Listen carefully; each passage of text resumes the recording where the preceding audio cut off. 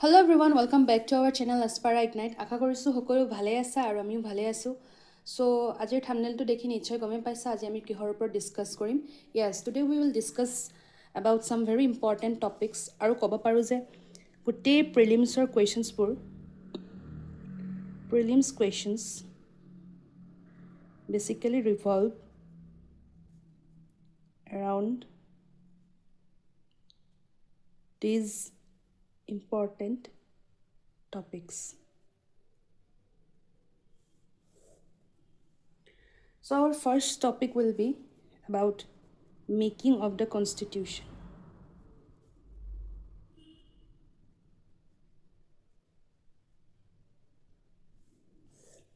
এতিয়া এই making of the কনষ্টিটিউশ্যনৰ বিষয়ে আমি কি পঢ়িব লাগিব মানে আজিলৈকে যিমান PYQs আমি দেখিছোঁ বা সলভ কৰিছোঁ এটা কথাই গম পাইছোঁ যে মেকিং অফ দ্য কনষ্টিটিউশ্যনছৰ পৰা বিশেষকৈ facts related to constituent assembly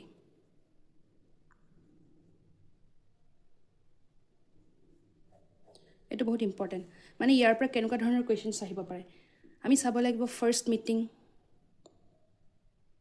of Constituent Assembly, তাৰ পিছৰে তাৰে who was the interim president বা পিছত কোন president হৈছিলে etc. Okay? So সেইবোৰ আমি চাব লাগিব facts related to Constituent Assembly. Next আমি making of the constitution চাব লাগিব about the major committees. For example, আমাৰ আছিলে steering committee,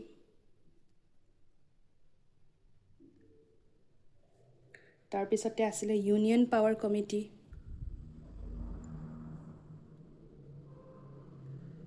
এইবোৰ আমি কমিটিৰ নামবোৰ আমি চাব লাগিব আৰু অলসো দেয়াৰ হেডছ মানে ধৰি লওক ষ্টেৰিং কমিটিৰ হেড কোন আছিলে আমি জানো যে ষ্টেৰিং কমিটিৰ হেড আছিলে আমাৰ ৰাজেন্দ্ৰ প্ৰসাদ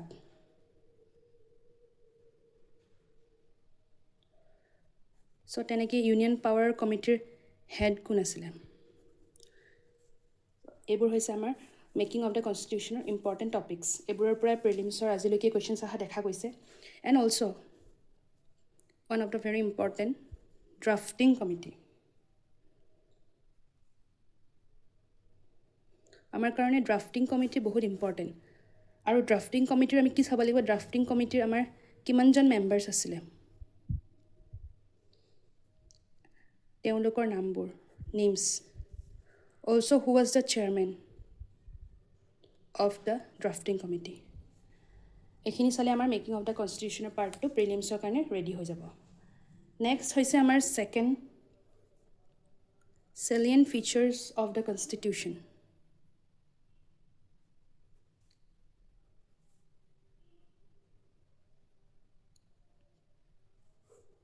এতিয়া আমাৰ salient features of the constitution আমি কি চাব লাগিব প্ৰথম কথাটো আমি চাব লাগিব sources আৰু এইটোৰ পৰা প্ৰত্যেক বছৰে এটা নহয় এটা questions থাকে sources of the Indian constitution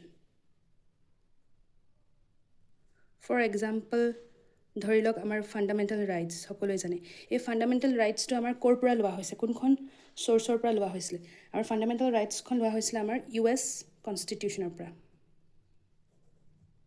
তেনেকৈ চেম ৱেত আমাৰ ফেডাৰেল স্কিম এখন ক'ৰ পৰা লোৱা হৈছিলে এখন আমাৰ লোৱা হৈছিলে গভৰ্ণমেণ্ট অফ ইণ্ডিয়া এক্ট 1935 তেনেকৈ আমাৰ DPSP আছে কিবা কিবি এক্সেট্ৰা বহুত কিবা কিবি কথা আছে আৰু সেইবিলাক চ'ৰ্চেছ ক'ৰ আছিলে আমি সেইবোৰ জনাটো খুব দৰকাৰী and this is one of the most important topic for prelims next হৈছে আমাৰ চেলিয়েণ্ট ফিচাৰ্ছৰ পৰা আমি চাব লাগিব এবাউট দ্য 12 schedules ইয়াৰ কাৰণে আমি অলৰেডি এটা শ্বৰ্টছ বনাই দিছোঁ কেনেকৈ মনত ৰাখিব লাগিব 12 schedules-টো তাৰ ট্ৰিকটো হৈছিলে টিয়াৰ্ছ অফ অল্ড PM এই ট্ৰিকটো দি আপোনালোকে 12 schedules-টো মনত ৰাখিব পাৰে আমাৰ 3 নম্বৰ most important টপিকটো হ'ব আমাৰ preamble আৰু preambleটো প্ৰিলিমছৰ কাৰণে very important First of all, you read the preamble. ভালকৈ ৰিডিং কৰিব ৰিডিং কৰাৰ পিছত যিমানবোৰ ৱৰ্ডছ পাব, ফৰ এক্সাম্পল ছ'চিয়েলিষ্ট, ছিকুলাৰ, এইবোৰ ৱৰ্ডছৰ মিনিংবোৰ বহুত ধুনীয়াকৈ আপোনালোকে বুজি ল'ব আৰু পাৰিলে গোটেই ৱৰ্ডছবিলাক মানে প্ৰিএম্বলত যিমান ৱৰ্ডছ আছে সেই ৱৰ্ডছবিলাকৰ মিনিংসমূহ ধুনীয়াকৈ এখন এখন পেজত নোট বনাই ল'ব। তাৰ ভিতৰৰ পৰাই কুৱেশ্যনছ অহা দেখা যায় প্ৰিলিমছত। নেক্সট আমাৰ 4th হ'ব ফাণ্ডামেণ্টেল ৰাইটছ। আৰু প্ৰিলিমছত ফাণ্ডামেণ্টেল ৰাইটছৰ ওপৰত প্ৰত্যেক বছৰে কুৱেশ্যনছ অহা দেখিবলৈ পোৱা যায়। Then 5th will be DPSPs and 6th will be fundamental duties. ইয়াৰ লগত ৰিলেটেড আৰ্টিকলছ, গোটেইকেইটাৰ লগত ৰিলেটেড আৰ্টিকলছ যদি কিবা আছে চাই ল'ব, কোনকেইটা আৰ্টিকলছ কিয় ইম্পৰ্টেণ্ট ডিপলি এনালাইচিছ কৰি ল'ব, প্ৰিভিয়াছ ইয়েৰ কুৱেশ্যনছবোৰ চাব, দেখিব যে এই তিনিটাৰ পৰা প্ৰায় কুৱেশ্যনছ আহি দেখিবলৈ পোৱা যায়। এই তিনিটা one of the most important topics for prelims. Next will be about emergency প্ৰভিজনছ।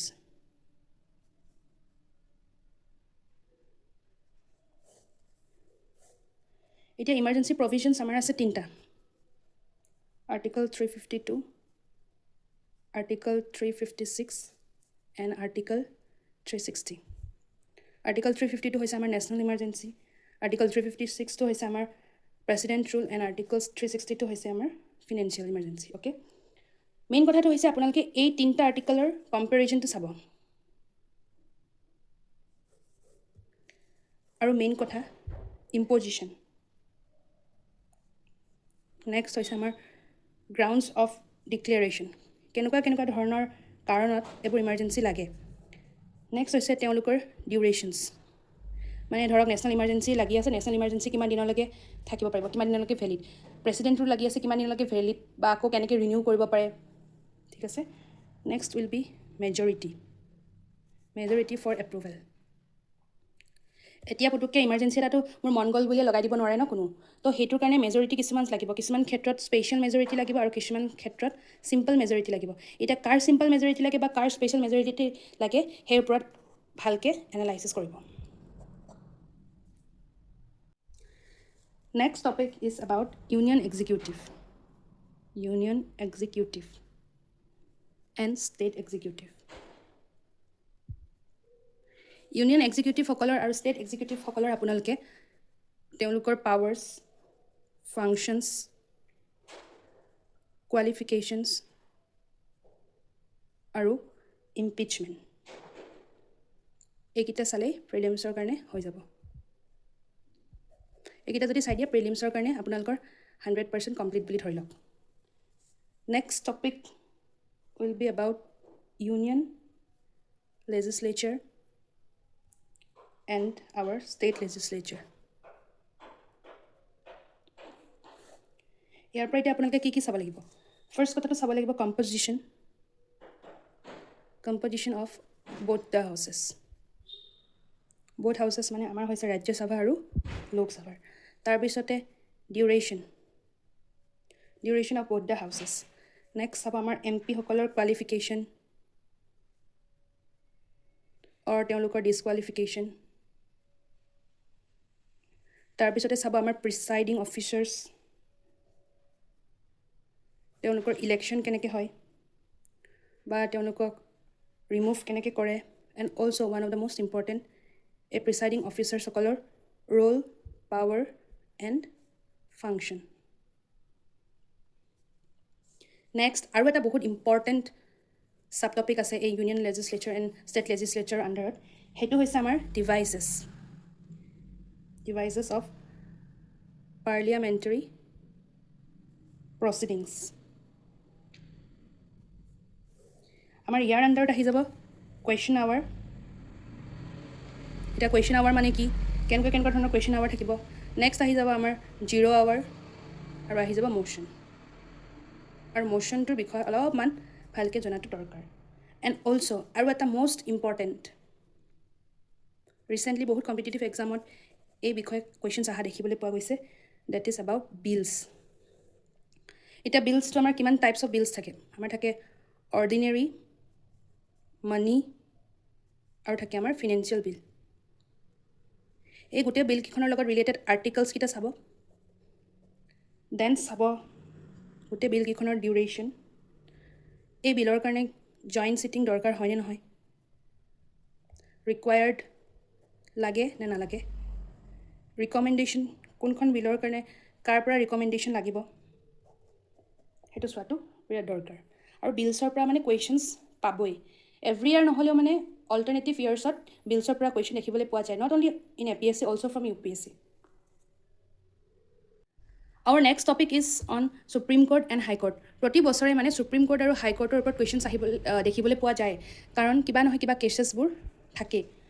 First কথাটো হৈছে এতিয়া Supreme Court আৰু High Courtৰ আমি কি পঢ়িব লাগিব। প্ৰথম কথা কম্পজিশ্যনটো চাব লাগিব, দেন চাব লাগিব আমি Supreme Court আৰু High Court জাজেছসকলৰ কোৱালিফিকেশ্যনছ কি কি দৰকাৰ, দেন তেওঁলোকৰ টেনিয়ৰ আৰু ৰিমুভেল। আৰু মন কৰিব যে এইবোৰ চোৱাৰ উপৰিও আমি সদায় কাৰেণ্ট এফেয়াৰ্ছৰ লগত ৰিলেট কৰি কৰি বস্তুবোৰ পঢ়িব লাগিব, এইটো হ'ল ভেৰি ইম্পৰ্টেণ্ট দেই। নেক্সট আমাৰ টপিক হৈছে local self government. Local self government, এতিয়াতো আপোনালোকে জানে লোকেল ছেল্ফ গভৰ্ণমেণ্টৰ আণ্ডাৰত আমাৰ কি কি আহে, 73rd আৰু 74th কনষ্টিটিউশ্যনেল এমেণ্ডমেণ্ট, হয়নে? আৰু এই দুইটাৰে আমি কি চাব লাগিব, ষ্ট্ৰাকচাৰ, কম্পজিশ্যন, এইবোৰ। Okay, next our topic is about official languages. আমাৰ অফিচিয়েল লেংগুৱেজেছ কেইটা আছে, 22টা অফিচিয়েল লেংগুৱেজেছ আছে। আৰু এই 22টা অফিচিয়েল লেংগুৱেজেছৰ আমি কি চাব লাগিব, ইয়েৰ অফ ডিক্লেৰেশ্যন, আৰু চাব লাগিব যে বাই হুইচ এমেণ্ডমেণ্ট, কোনটো এমেণ্ডমেণ্টৰ থ্ৰুৱেদি এই পাৰ্টিকুলাৰ মানে লেংগুৱেজটো ইণ্ট্ৰডিউচ কৰা হৈছিলে, হুইচ এমেণ্ডমেণ্ট।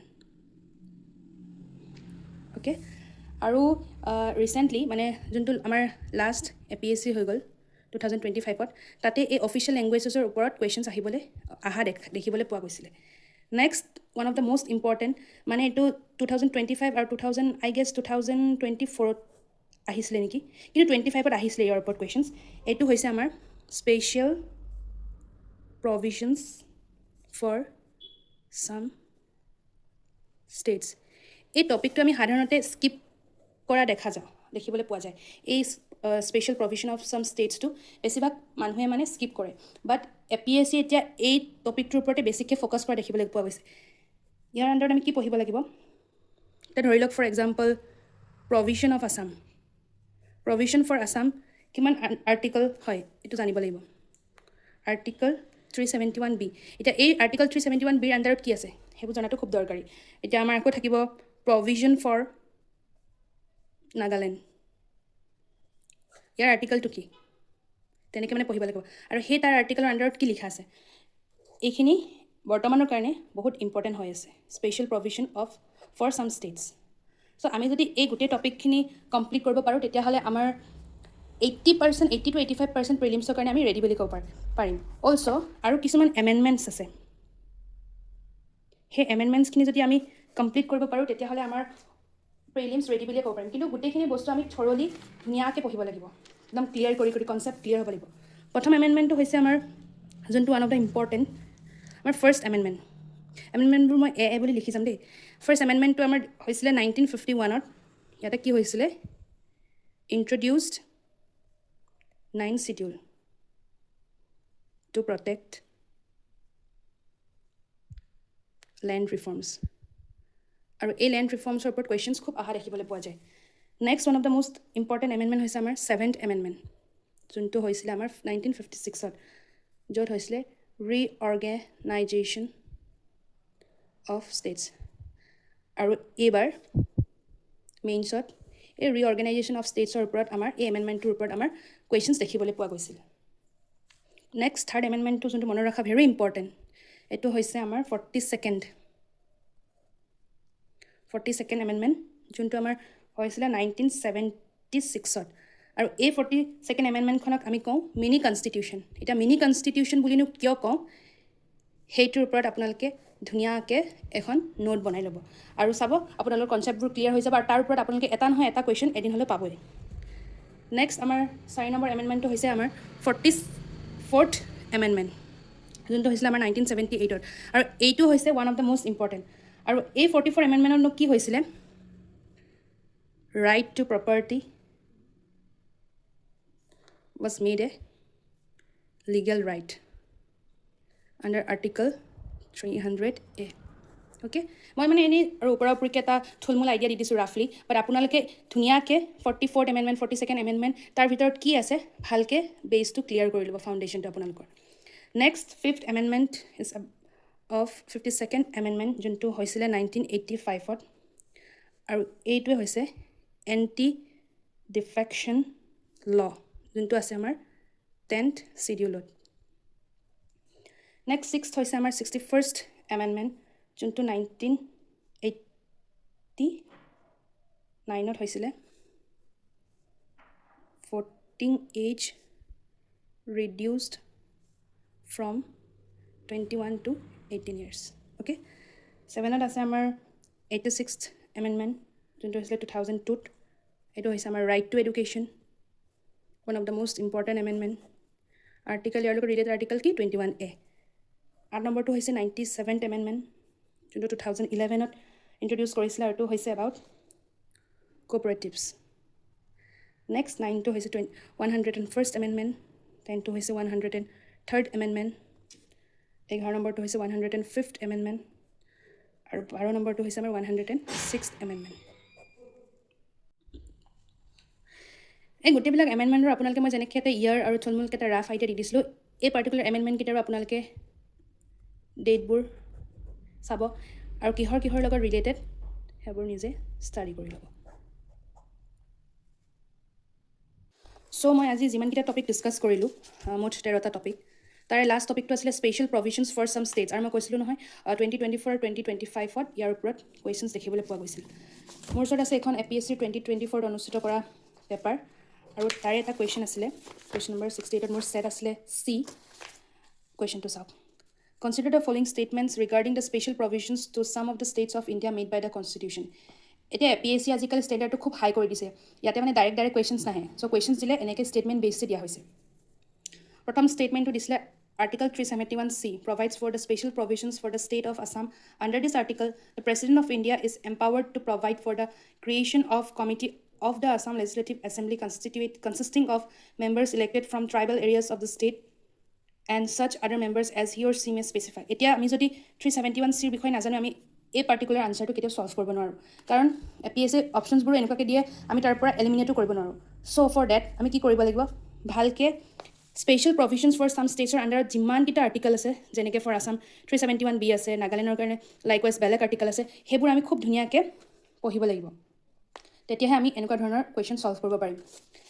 নেক্সট মোৰ ওচৰত আছে UPSCৰ এই বছৰৰ পেপাৰ এখন হৈছে মোৰ UPSCৰ, তাতেও এনেকুৱা ধৰণৰ কুৱেশ্যনছ আহিছিলে। এতিয়া চাওক, পলিটি কুৱেশ্যনছ দেখাইছোঁ। On the dissolution of the House of the People, the Speaker shall not vacate his or her office until immediately before the first meeting of the House of the People after the dissolution. এতিয়া মই আপোনালোকক আগতে টপিকবোৰ দেখাওঁতে কৈছোঁ আপোনালোকে কি পঢ়িব লাগিব, power, functions, ডিছলিউশ্যনছ, ইম্পিচমেণ্ট, সেইবোৰৰ ওপৰত বেছিকৈ ফ'কাছ কৰিব লাগিব। চ' কুৱেশ্যনছবোৰ সদায় এনেকৈ আহিব, তেওঁলোকৰ পাৱাৰ্ছ কি, তাৰপিছতে তেওঁলোকক কেনেকৈ ডিছলিউট কৰা হয় বা ডিছকুৱালিফিকেশ্যন কেনেকৈ কৰা হয়, কি কোৱালিফিকেশ্যন আছে, এইবোৰ। এইটো আহিছিলে আমাৰ স্পীকাৰৰ ওপৰত কুৱেশ্যন, দেখিছে, এইটো হ'ল কুৱেশ্যন। চ' তেনেকৈ আমি বস্তুবোৰ জানিব লাগিব, আমি কি পঢ়িব লাগিব। এতিয়া আমাৰ ইণ্ডিয়ান পলিটিৰ বুকখন এইখন হৈছে এখন মস্ত বাল্কি বুক। এতিয়া প্ৰিলিমছৰ কাৰণেতো আমাক গোটেইখিনি নালাগে, চ' কি লাগিব, চ' সেইটোৰ কাৰণেহে মই আজি আচলতে ভিডিঅ'টো বনাইছিলোঁ, যাতে আপোনালোকৰ অলপমান প্ৰিলিমছৰ কাৰণে সহজ হৈ যাওক। নেক্সট আৰু এটা কুৱেশ্যন দেখাম,